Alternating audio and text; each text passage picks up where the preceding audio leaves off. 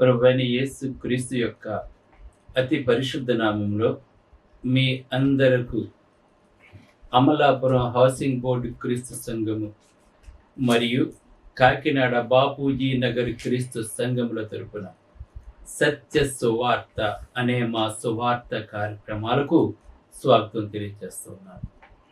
ఇవాళ ధ్యానాంశం ఏంటంటే మానవ చరిత్రలోనే అతి ప్రాముఖ్యమైన సంభవం.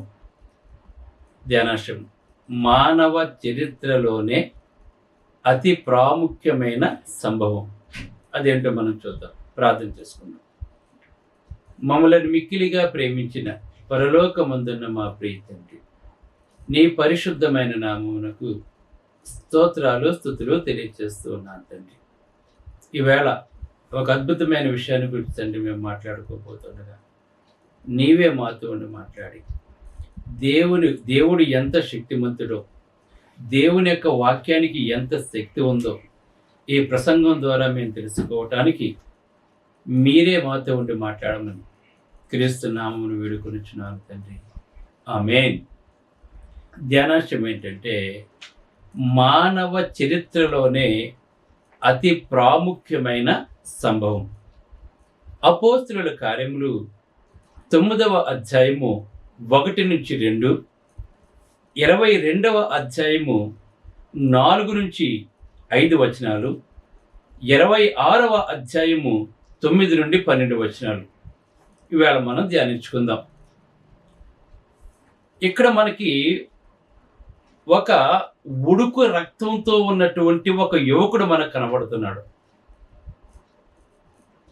క్రైస్తవుల అందరినీ నాశనం చేయాలి, భూలోకంలో నుండి యేసు నామాన్ని తుడిచివేయాలి అని కంకణం కట్టుకున్న యవనుని కదండి.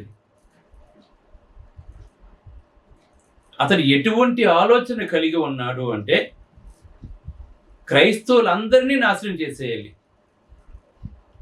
భూలోకం నుండి యేసు నామాన్ని తుడిచివేయాలి.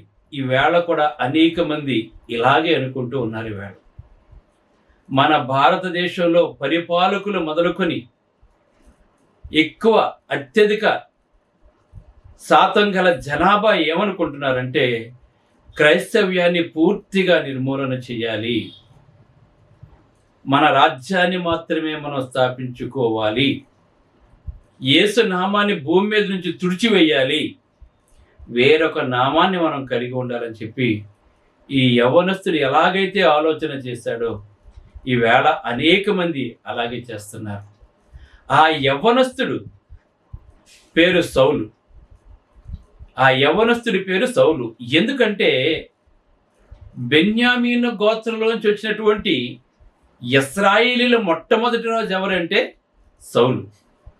అతనుకున్న ధైర్య సాహసాలను బట్టి ఇతను కూడా అదే గోత్రంలోంచి వచ్చాడు గనక ఆ పేరు పెట్టుకుందండి తల్లి, సౌలు అని. ఇతను తార్సులోని యూదులకు తల్లిదండ్రులకు పుట్టాడు. కిలికియాలో తార్సు రోమియుల ప్రవాహ స్థానమై గొప్ప పట్టణం ఉండదు. ఈ ఎక్కడుందంటే కిలికియాలో తార్సు రోమియుల యొక్క ప్రధానమైన పట్టణం అంటది. అక్కడ ఉండేవారండి వీళ్ళు. అతని కుటుంబం బెన్యామీను గోత్రం నుండి వచ్చిందండి. ఇతను గొప్ప ధనం కలిగినటువంటి వాడు, రోమా పౌరసత్వం కలిగినటువంటి వాడు, యోధా మతపరంగా భయంకరమైన ప్రేమను సౌలు వారసత్వంగా పొందాడండి. యోధా మతం యొక్క భయంకరమైన ప్రేమను సౌలు వారసత్వంగా పొందాడండి. అతను యోధా మతానికి సంబంధించి ఇతని బహు నిష్టగల తెగకు చెందినవాడిగా అతను పెంచబడ్డాడండి. అంటే ఇప్పుడు చూడండి, కొంతమంది చాలా ఇష్టంగా వాళ్ళ మతాన్ని ప్రేమిస్తూ ఉంటారు. ఆ మతం కొరకు ప్రాణం ఇవ్వటానికన్నా వెనకాటండి. ఆ మతం జోలికి ఎవరన్నా వస్తే చంపడానికి కూడా వెనకాటండి. అటువంటి మనస్తత్వం కలిగినటువంటి వాడు పసితనం నుండి దేవుని వాక్యాన్ని చదువుకుంటూ, యూదులు కంపల్సరిగా ఒక చదువుతో పాటు ఒక వృత్తి విద్యను కూడా నేర్చుకోవాలి, బ్రతకడం కొరకండి. అతను ఎంత ఆస్తిపరుడైనా సరే ఏదో ఒక వృత్తి విద్య నేర్చుకుంటే ఒకవేళ ధనం కనుక పోయినట్లయితే ఈ చేతి పని ద్వారా బ్రతకొచ్చు అని చెప్పేసి వృత్తి విద్యలు ఉంటాయండి కంపల్సరీ. ఇప్పుడు మనకు పాలిటెక్నిక్, ఎలాగో మెడికల్, ఎలాగో ఇటువంటి వృత్తి విద్యలు అండి. ఏదో ఒకటి సంథింగ్ బ్రతకడానికి వాళ్ళ కాళ్ళ మీద వాళ్ళు నిలబడి కష్టపడి సంపాదించుకోవడానికి ఎంత ధనవంతుడైనా సరే విద్యతో పాటు ఇది కూడా నేర్చుకునేవాడండి. అలాగనే అతను ఇంకా బాలుడిగా ఉన్నప్పుడే సౌలు యెరూషలేముకు, అంటే ఒక గొప్ప యోధామత ప్రవిష్టుడైనటువంటి గమాలియేలు పాదముల యొద్ద అతను శిక్షణ ఇవ్వడానికి తల్లిదండ్రులు అతని దగ్గర పంపించేశారండి. అతను గమాలియేలు అంటే ధర్మశాస్త్రంలో గొప్ప పండితుడండి. అతను తన కుమారుడు కూడా యోధామతంలో గొప్పవాడుగా ఉండాలని చెప్పేసి ఆ చిన్నతనంలోనే ఆ గమాలియేలు యొక్క పాదం దగ్గర అతను శిక్షితుడు అవటానికి, అంటే ఆ విద్య నేర్చుకోవటానికి అతను పంపబడ్డాడు. ఇతని యొక్క స్థితి ఎటువంటిదంటే సౌలుది విమర్శనాత్మకమైన మనసు అండి. సపోజ్ వీళ్ళు కనుక ఎవరన్నా ఏదైనా అన్నారనుకోండి, ఊరుకునేవాడు కాదండి. తన మతం జోలికి వస్తే ఎంతటి వాడినైనా సరే చీల్చి చెండాడేసే మాట కలిగినటువంటి వాడండి అతను. చాతుర్యం కలిగినటువంటి వాడండి అతను. తీవ్రమైన మతం అంటే తీవ్రమైన ఆసక్తి, చెక్కు చెదరని బలం ఉందండి అతనికి మతం మీద. అందుకే త్వరగా యోధా మతంలో నాయకుడు అయిపోయాడు అతను. ఎవరైనా సరే ఒక మతంలో రాణించాలి అంటే విమర్శనాత్మకమైన మనసు ఉండాలి. ఎవడైనా తప్పు చేస్తే దాన్ని ఖండించగలిగిన శక్తి ఉండాలండి. చూస్తూ మనకెందుకులే అని చెప్పి ఊరుకుని వెళ్ళిపోయేవాడు ఉండకూడదు, ఖండించాలి, గద్దించాలి. అలాగే విమర్శన, చాలా మంది చూడండి విమర్శిస్తూ ఉంటారు, ఇది ఇలా చేసాడు తప్పు అని చెప్పేసి. అలాగే విమర్శనాత్మకమైన శక్తి, తీవ్రమైన ఆసక్తి, చెక్కు చెదరిన బలం అతనికి ఉండటం వల్ల అతడు త్వరలోనే యోధామతంలో నాయకుడు అయిపోయాడు. అతను యెరూషలేములోని పరిసయ్యులైన యువకులలో యోధామత సంబంధమైన విశ్వాసానికి గొప్ప నాయకుడు అయ్యేటతను తయారైపోయాడు. అతను ఇంకా 30వ సంవత్సరంలో ఉండగానే తాను బహుగా ప్రేమించి యోధామతం నిజస్థితి నుండి దూరంగా తొలగిపోయే అపాయంలో ఉన్నట్టు గమనించాడండి. తన బాల్యంలో ఉండగానే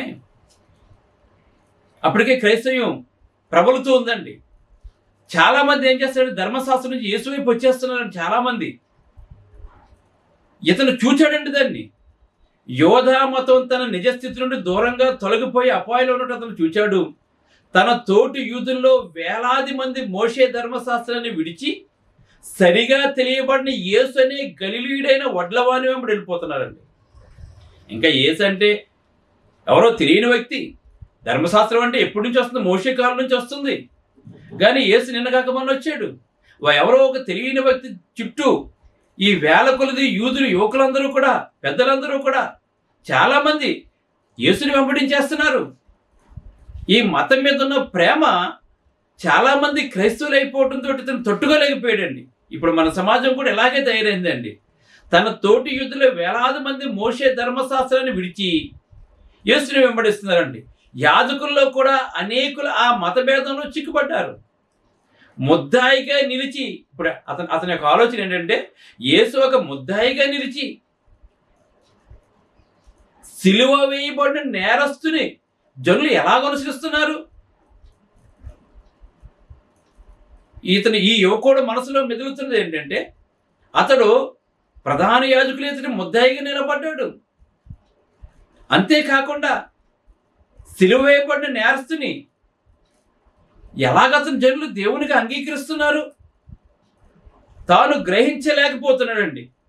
ఎందుకంటే గలతీ పత్రిక 3:13, ద్వితీయోపదేశకాండం 21:22-23, మ్రాను మీద వేలాడదీయబడిన వాడు శాపగ్రస్తుని వ్రాయబడిందండి.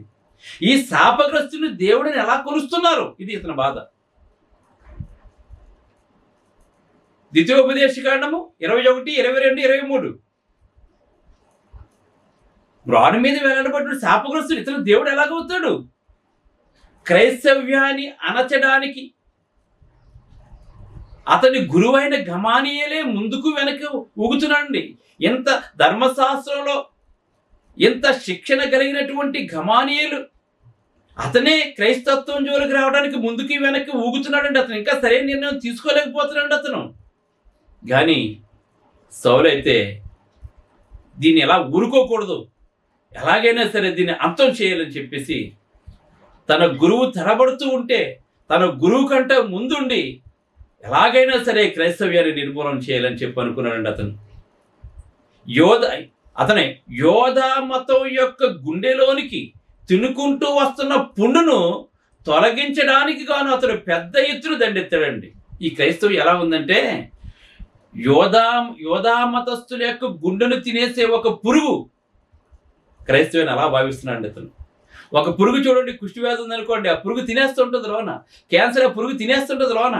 క్షయ ఆ పురుగు తినేస్తుంటుంది లోన. అంటే ఈ క్రైస్తవ మతం ఈ సౌలుకి ఎలా కనబడింది అంటే అది యోధా మతస్థుల యొక్క గుండెను తినివేసే ఒక కొరుకుడు పురుగుగా కనపడిందండి అతనికి. దీనిని నిర్మూలన చేయాలని చెప్పి అనుకున్నాడు. అందుకే అపోస్తులకి 22:4 అతను మాట్లాడుతున్నాడు, ఈ మార్గములోనున్న పురుషులను స్త్రీలను బంధించి చెరసాలలో వేయించుచు మరణము వరకు హింసించానని చెప్తున్నాడు అతను పౌలు తర్వాత. ఇంకా 22:20 మరియు నీ సాక్షి అయిన స్టెఫను రక్తము చిందించినప్పుడు నేను కూడా దగ్గర నిలిచి అందుకు సమ్మతించి అతనిని చంపిన వారి వస్త్రములకు కావలి ఉన్నానని చెప్పి తర్వాత తెలియజేస్తున్నాడండి. ఇంకా 26:10 చూసినట్లయితే పరిశుద్ధులను అనేకులను చెరసాలలో వేసి వారిని చంపినప్పుడు సమ్మతించాను. ఇంకా గలతీ 1:13 నేను దేవుని సంఘమును అపరిమితముగా హింసించి నాశనము చేయొచ్చు అని మాట్లాడుతున్నాడండి. చూడండి ఎంత అపరిమితంగా సంఘాన్ని హింసించాడో చూడండి అతనండి. సౌలు యొక్క కృషి వలన ఎందరో క్రైస్తవులు హతసాక్షులు అయ్యారో అది యేసుప్రభుకు మాత్రమే తెలుసండి. అంత క్రూరమైన తన మతం కొరకు ఇవాళ మనం చూస్తున్నాం. తన మతం కొరకు ఎంతమందిని చంపడానికైనా వెనుకాడలేదండి. ప్రభువైన యేసు యొక్క అనుచరులు యెరూషలేము నుండి పారిపోయినప్పుడు అపోస్తలుల 8:1 ఉందన్నమాట. మత భ్రష్టత్వం అణిచివేయబడిందని సౌలు భావించి ఉండవచ్చు. అయితే వాళ్ళు ఎక్కడికైతే వెళ్ళారో 8:4 అక్కడ క్రైస్తవ్యం బాగా విస్తరించిపోతుందండి. మనం దేనినైతే నిర్మూలన చేయాలనుకున్నామో వాళ్ళు ఇక్కడ నుంచి వెళ్ళిపోయారు, వీళ్ళ పీడ విరగడైపోయిందని చెప్పి అనుకునేలేపు అక్కడ మళ్ళా క్రైస్తత్వం విపరీతంగా పెరిగిపోతూ ఉంటే ఏ చోటికి వెళ్ళినా కూడా తమ విశ్వాసాన్ని వ్యాపింపజేస్తున్నారన్న సందేశం వినిపిస్తుందండి అతనికి. క్రైస్తవులు తీవ్రత లేని వాడు ఓడిపోయినట్టు ఒప్పుకుంటాడేమో కానీ ఇతను మాత్రం ఒప్పుకోలేదండి. ఆ మతం మీద తీవ్రత లేనివాడు ఏం చేస్తాడు, పోతే పోని అనుకుంటాడు, కానీ ఇతను ఒప్పుకోలేదండి. లోకమంతయు చెదిరియున్న యూదులందరూ ప్రధాన యాజకుని అధికారులోకి ఉంటారండి. వాళ్ళు ప్రపంచంలో ఎక్కడికి వెళ్ళిపోయినా సరే ఆ యూదులు ప్రధాన యాజకుని అధికారంలో మాత్రమే ఉంటారండి. అందుకని ప్రధాన యాజకుని దగ్గరికి వెళ్ళి మన మతాన్ని భ్రష్టు పట్టిస్తున్న ఈ క్రైస్తవులను మనం హింసించాలని చెప్పేసి అక్కడ నుంచి తాకిదులు తెచ్చుకున్నాడు అతను.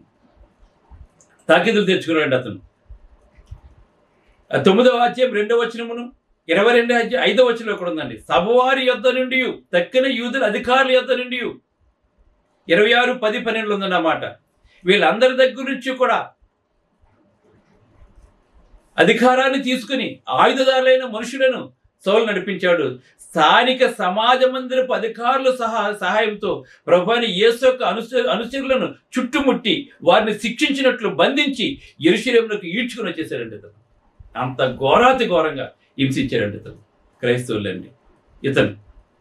అందుకే 9:1-2 చూసినట్లయితే సౌలు ఇంకను ప్రభు యొక్క శిష్యులను బెదిరించుటయు అతి చేయుటయు తనకు ప్రాణాధారమైనట్లు, చూసండి క్రైస్తవులను చంపడం అతనికి ప్రాణాధారమైనట్లు ప్రధాన యాజకుని యొద్దకును సభవారందరి యొద్దకును వెళ్ళి ఈ మార్గమందున్న పురుషులైనను స్త్రీలనైనను కలుగురిని ఎడల వారిని బంధించి యెరూషలేమునకు తీసుకుని వచ్చిన దమస్కులోని సమాజ మందిరములో వారికి పత్రికలమ్మని వారిని అడిగాడండి.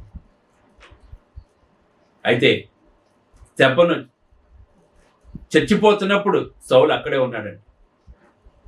అయితే ఆ స్టెఫను చచ్చిపోతున్నప్పుడు క్రైస్తవు యొక్క తీవ్రత ఎంత గొప్పగా ఉందో సౌలు అక్కడ చూచాడండి. స్టెఫను యొక్క శక్తివంతమైన ఉపదేశం, చావుకు దగ్గర పడుతుంటే శక్తివంతమైన ఉపదేశాన్ని చేశాడు స్టెఫను. అతడు మరణాన్ని ఎదుర్కొన్న విధానం, అసలు ఏ మాత్రం భయపడకుండా, అసలు భయం అనేదే లేకుండా, అన్ని వేల మంది ఉన్నా కూడా వాళ్ళందరినీ ఎదురుస్తూ గద్దిస్తూ యేసు క్రీస్తే నిజమైన దేవుడు అని అతను ప్రకటిస్తూ ఉంటే ఆ ధైర్యాన్ని చూసి ఆశ్చర్యపోయాడు ఇతను.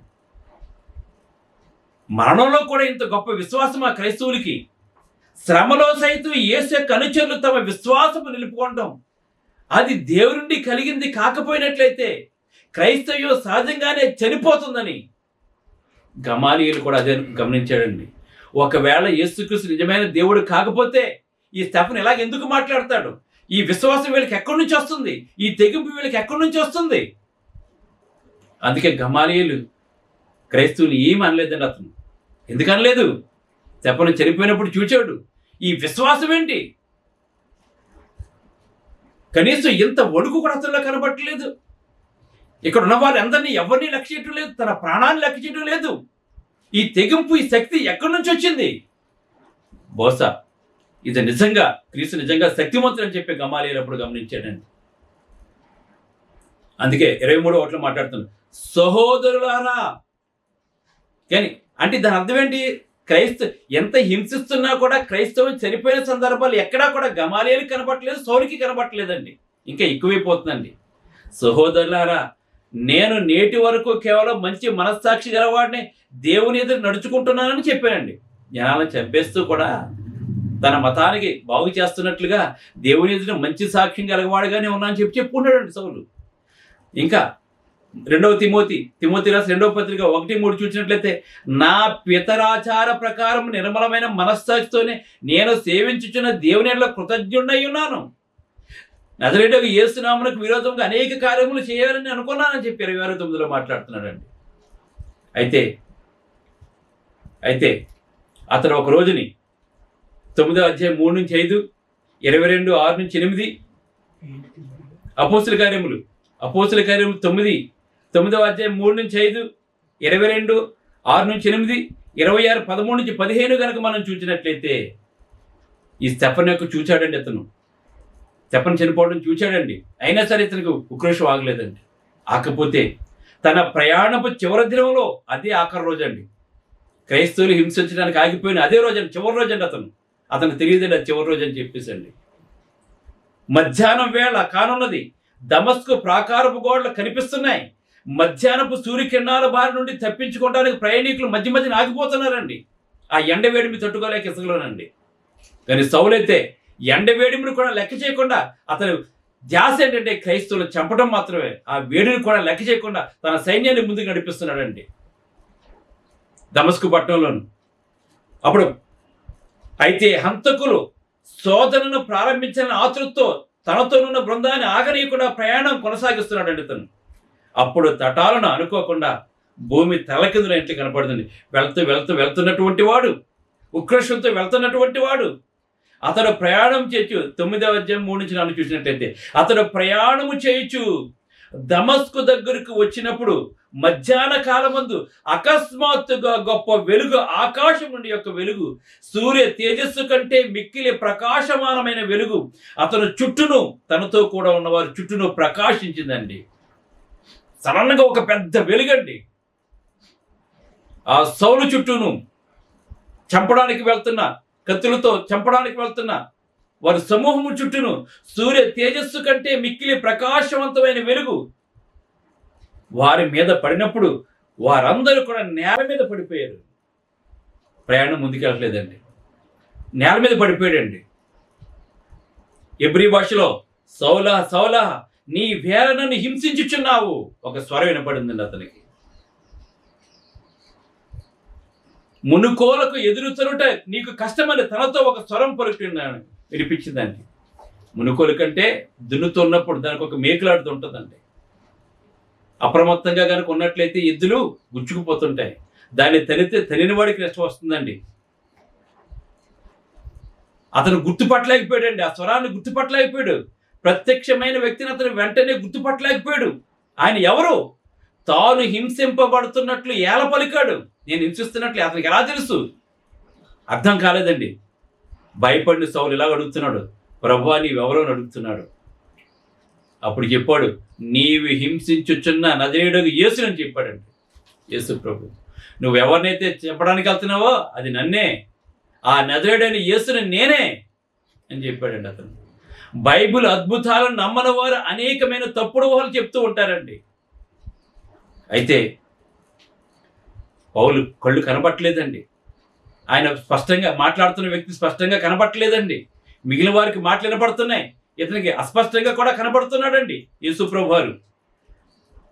అప్పుడు తెలిసిందండి, ఆయనకేమని తెలిసింది,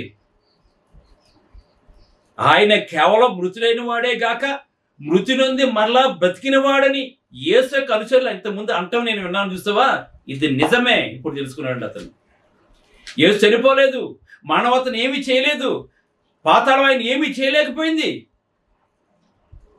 శిష్యులు చెప్తున్నారు, క్రైస్తవులు చెప్తున్నారు, ఆయన చనిపోలేదు, తిరిగి లేచారని చెప్తున్నాడు. ఇప్పుడు ప్రత్యక్షంగా చూస్తున్నాడు అతను. ఆయన కేవలం మృతుడైన వాడే కాక మృతి నుండి మరలా బ్రతికిన వాడని యేసు యొక్క అనుచరులు అంటున్నారే, వారు అన్నది సరియే.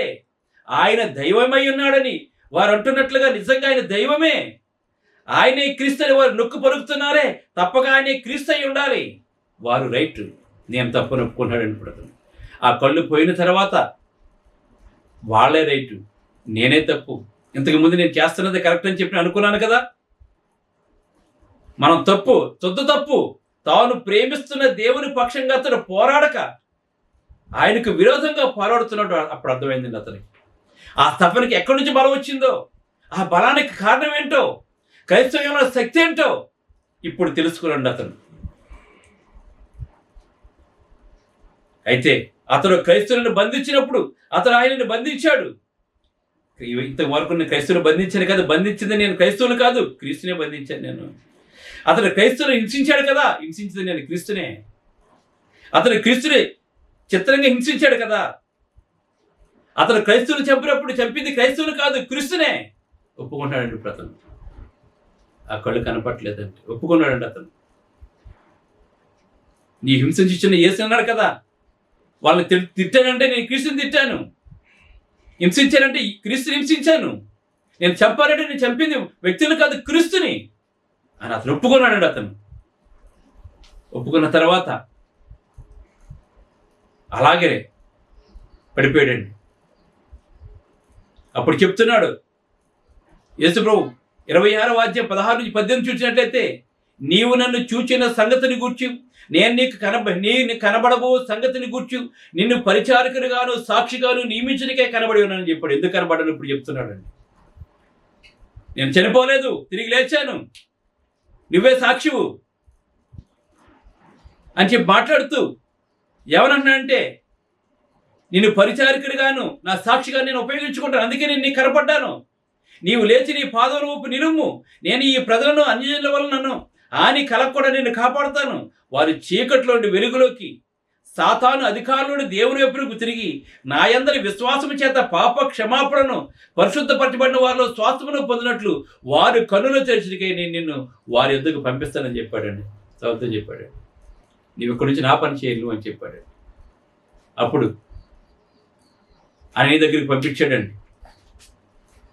అప్పుడు అన్నయ్య అంటున్నాడు, ప్రభువా నిన్ను హింసిస్తున్నాడు కదా ప్రభు అంటే, అతను నా పరిచారకులుగా చేసుకుంటున్నాను, అతను ఎంతమంది హింసించాడు నా కొరకు అని హింసలో నిందలో పడవలసిన వాడు అన్నాడని చెప్పినప్పుడు 3 రోజులు అన్నపానాలను పుచ్చుకోలేదండి అతను.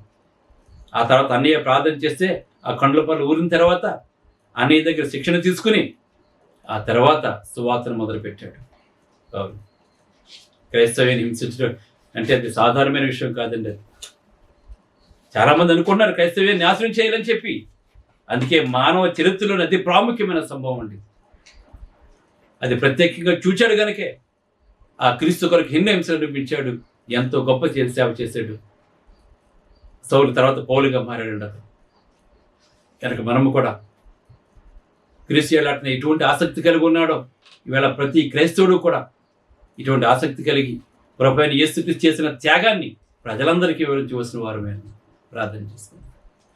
పరిశుద్ధుడైన తండ్రి, పరలోకమందున్న దేవా, నీ పరిశుద్ధ నామమునకు స్తోత్రం. ఒక గొప్ప సంభవం తండ్రి, మానవ చేతిలో గొప్ప సంభవం తండ్రి, గొప్ప కథ తండ్రి. సౌలు పౌలుగా ఎలా మారాడో తండ్రి, గనక తండ్రి ప్రతి ఒక్కరు చీకట్లో చెరువులో నడవాలి తండ్రి. ప్రతి ఒక్కరు తన తప్పులను సరిచేసుకోవాలి తండ్రి. నీవు ఏర్పాటు చేసుకునే బిడ్డలకు ఉండాలి, నీ చిత్తాన్ని నెరవేరాలి తండ్రి. ఎవరైతే నశించిపోతున్నారో వాళ్ళందరూ రక్షించబడటానికి ప్రసంగం సహాయపడలేదు చేయమని. యేసుక్రీస్తు గొప్ప లోకృష్ణ తెలుసుకోవడానికి ప్రసంగం సహాయపడే లక్ష్యం. ఈ వాక్యం ప్రతి ఒక్కరిని పేరు వలసిన బలపరిచి ఈ సత్యంలో ప్రతి ఒక్కరూ జీవించడానికి ప్రతి ఒక్కరిని ప్రేరేపించి బలపరచమని, ప్రపంచమంతా క్రీస్తుని తెలుసుకుని నీ కుమారులుగా స్వీకరింపబడి నిశ్చయం వారసులుగా చేయమని, ఈ సత్య సువార్త ప్రపంచమంతా వ్యాపింపు చేయమని క్రీస్తునాను వేడుకొనిచున్నాను తండ్రి. ఆమేన్. మీ అందరికీ వందనములు. బ్రదర్ జార్జ్ రాజు వారా, church of Christ, housing board, Amalapuram, near KIMS medical college, Konaseema district, 533201. Mobile number 9848730355, 929331747. Email ID georgerajuvara@gmail.com. Website www.helpingforpoor.com.